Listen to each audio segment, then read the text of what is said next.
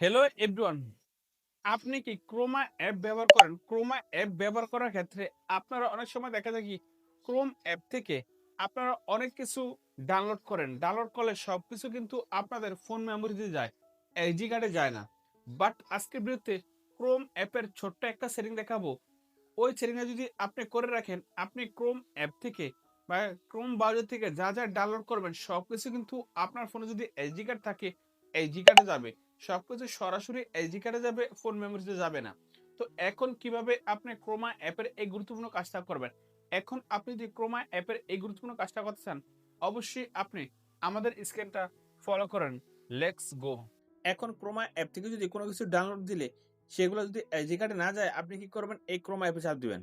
এই ক্রোমা অ্যাপে চাপ দেওয়ার পরে আপনি কি করবেন? আপনার যে এখানে ৩ ডট আছে এই ৩ ডটে চাপ দিবেন। ৩ ডটে চাপ দেওয়ার পরে এই যে এখানে দেখেন সেটিং, আপনি এই সেটিংয়ে চাপ দিবেন। সেটিংসে চাপ দেওয়ার পরে আপনি এখন নিচে আসবেন। এই যে এখানে দেখেন ডাউনলোডস, এই ডাউনলোডসে চাপ দিবেন। ডাউনলোডসে চাপ দেওয়ার পরে এই যে এখানে দেখেন ডাউনলোডস লোকেশন, আপনি এখানে আসবেন। এখানে আসার পরে এই যে এখানে দেখেন ডাউনলোডস, এখানে দেখেন এসডি কার্ড। আপনি কি করবেন? এটা এসডি কার্ডে চাপ দিয়ে এখানে ডান করে দিবেন। এই যে এখানে ডান করার পরে এই যে এসডি কার্ড হয়ে গেছে। এখন কোনো কিছু আপনি ক্রোমা অ্যাপ থেকে ডাউনলোড দিলে সঙ্গে, সঙ্গে কিন্তু এসডি কার্ডে যাবে। আর ফোন মেমোরিতে যাবে না। আর এই টিক্সটা যদি আপনার ১ম এ থাকে তাহলে কিন্তু এটা আপনার ফোন মেমোরিতে যাবে। আর যদি এটা নিচে দিয়ে এখানে ডানে করে দেন, সবকিছু কিন্তু আপনার মেমোরি কার্ডে যাবে। দেন দেখুন তো আমরা কিভাবে এই ক্রোমা অ্যাপের ছোট্ট একটা সেটিং করলাম।